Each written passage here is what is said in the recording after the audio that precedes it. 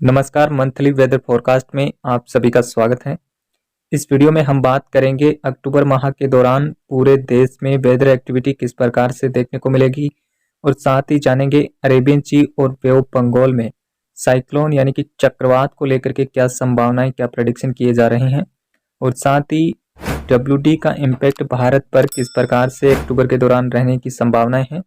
सभी टॉपिक पे हम इस वीडियो में विस्तार से बात करेंगे और ये लॉन्ग पीरियड फोरकास्ट है, इसमें बदलाव होने की संभावनाएं रहेगी, चेंजेस आएंगे। ऐसा नहीं है कि जो अभी प्रेडिक्शन दिखाई दे रहा है 100% वो रहेगा, इसमें थोड़े बहुत बदलाव हो सकते हैं, ऐसी संभावनाएं रहेगी।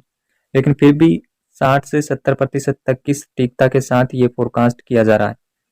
तो अगर हम बात करें अक्टूबर में किस प्रकार से गतिविधियां रहेगी, तो सबसे पहले 1 से 7 अक्टूबर प्रथम सप्ताह के दौरान देश में वेदर एक्टिविटी कुछ इस प्रकार से रहेगी, जिसमें आप देख सकते हैं नॉर्थ ईस्ट इंडिया में रेनफॉल एक्टिविटी सामान्य से ज़्यादा रहने वाली है, काफ़ी अच्छी बारिश होने की संभावनाएं हैं। हालांकि दक्षिण भारत में अभी बारिश की गतिविधियां अच्छी हो रही है, लेकिन यहाँ पे अक्टूबर के फर्स्ट वीक के दौरान सामान्य से कम वर्षा होने की संभावनाएं हैं। हालांकि ऐसा नहीं है कि बारिश बिल्कुल भी नहीं होगा, कई राज्यों में रेनफॉल एक्टिविटी तो होगा, लेकिन सामान्य से कम वर्षा यहाँ पे देखने को मिलेगा। और सिस्टम की अगर हम बात करें, अभी जो डिप्रेशन बनने वाला है उसके प्रभाव से इसका ट्रैक जो है वो नॉर्थ ईस्ट इंडिया की तरफ रहेगा, जिसके चलते बिहार, झारखंड, उत्तर प्रदेश के साथ साथ पूर्वी मध्य प्रदेश, छत्तीसगढ़ और वेस्ट बंगाल, उड़ीसा के कुछ भागों में सामान्य से ज़्यादा वर्षा होगी। और साथ ही उत्तर उत्तर पश्चिमी जो भारत का इलाका है, हरियाणा, पंजाब, राजस्थान और गुजरात, पश्चिमी मध्य प्रदेश, यहाँ पर सामान्य से कम वर्षा देखने को मिलेगी। इस दौरान कोई ज़्यादा एक्टिविटी यहाँ पे होने की संभावनाएं नहीं है। इसके अलावा अरेबियन सी में एक कम दबाव का क्षेत्र या फिर सर्कुलेशन जैसी गतिविधियां भी यहाँ पर रहेगी। ये चक्रवाती हवाओं का क्षेत्र रहेगा अक्टूबर के दौरान, लेकिन सितंबर के आखिरी दिनों तक, ये 30 सितंबर के आसपास कुछ समय के लिए लो प्रेशर भी संभावित है।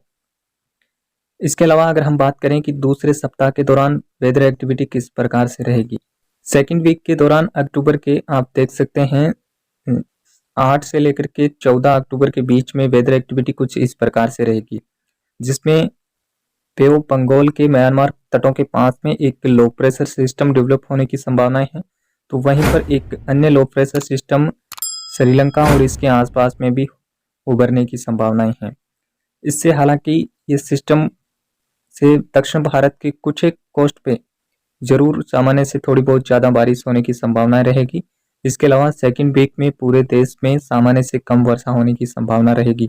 हालांकि पूर्वी भारत के कुछ भागों में वेदर एक्टिविटी नॉर्मल से थोड़ी ज़्यादा हो सकती है। इसके अलावा हालांकि देश में रेनफॉल एक्टिविटी अक्टूबर के दूसरे सप्ताह के दौरान काफ़ी कम रहने की संभावनाएं हैं, और जो लो प्रेशर सिस्टम बंगाल की खाड़ी में बनेगा वो सिस्टम म्यांमार की तरफ जाने की आशंका है। इसके अलावा अगर हम बात करें तीसरे सप्ताह के दौरान वेदर एक्टिविटी किस प्रकार से रहेगी, 15 से 21 अक्टूबर के बीच देश में बारिश की एक्टिविटी जो है वो सामान्य से थोड़ी बहुत नीचे रहने की आशंका है। यहाँ पे पर्वतीय राज्यों में सामान्य से कम वर्षा होगी, तो वहीं पर मध्य कुछ साउथ के भागों में एक्टिविटी ठीक ठाक हो सकती है। महाराष्ट्र, उत्तरी कर्नाटक, तेलंगाना और आंध्र प्रदेश के आंतरिक भागों में सामान्य से ज़्यादा वर्षा होगी, तो वहीं केरल और तमिलनाडु के आंतरिक भागों में सामान्य से कम वर्षा होने की आशंका है। झारखंड, पश्चिम बंगाल और उड़ीसा में भी सामान्य से ज़्यादा रेनफॉल एक्टिविटी यहाँ पर भी होने की संभावनाएं हैं। इसकी वजह रहेगी कि तीसरे सप्ताह के दौरान बंगाल की खाड़ी में एक स्ट्रॉन्ग वेदर सिस्टम बनेगा, जो कि साइक्लोन का रूप भी ले सकता है। ऐसी संभावनाएं इस समय नज़र आ रही है। यहाँ पे काफ़ी ज़्यादा आप एक्टिविटी देख सकते हैं कि इस समय यानी कि 15 से 21 अक्टूबर के बीच में कोई साइक्लोनिक स्टॉर्म उभर सकता है, जो कि नॉर्थ ईस्ट इंडिया की तरफ जाने की संभावना है। इसका ट्रैक कुछ इस तरीके से संभावित है, लेकिन ये किस तरीके आगे बढ़ेगा अभी इसके लिए अनुमान लगाना सही नहीं होगा। वेदर एक्टिविटी में इसके बाद जैसे ही ये सिस्टम आगे बढ़ेगा, तो उस समय वेस्ट बंगाल, उड़ीसा, झारखंड में एक बार फिर से हेवी रेनफॉल यहाँ पर होने के चांसेस रहेंगे, और इस साइक्लोन की जो संभावनाएं हैं वो 60% तक दिखाई दे रही है। WD का भी इस समय कोई ज़्यादा इम्पैक्ट रहने की संभावना नहीं है। 22 से 28 अक्टूबर के बीच में देश के उत्तर पश्चिमी भागों में रेनफॉल एक्टिविटी में सुधार देखने को मिलेगा। यहाँ पर सामान्य से ज़्यादा वर्षा होने की संभावनाएं हैं, क्योंकि इस समय WD के प्रभाव से उत्तर पश्चिमी भारत के कई राज्यों में बारिश होगी और अच्छी खासी रेनफॉल एक्टिविटी यहाँ पे देखी जा सकती है। और साथ ही अरेबियन सी में कोई लो प्रेशर कम दबाव का क्षेत्र या फिर डिप्रेशन जैसी गतिविधियां भी यहाँ पर होने की संभावनाएं रहेगी, जो कि गुजरात के कोस्ट की तरफ आगे बढ़ सकता है, जिसके चलते गुजरात, दक्षिणी राजस्थान, मध्य प्रदेश और आसपास के भागों में रेनफॉल एक्टिविटी में यहाँ पे सुधार देखने को मिलेगा और इसकी वजह से यहाँ पे सामान्य से ज़्यादा वर्षा होने के चांसेस रहेंगे। इसके अलावा बंगाल की खाड़ी में इस समय कोई स्ट्रॉन्ग वेदर सिस्टम की संभावनाएं नहीं है।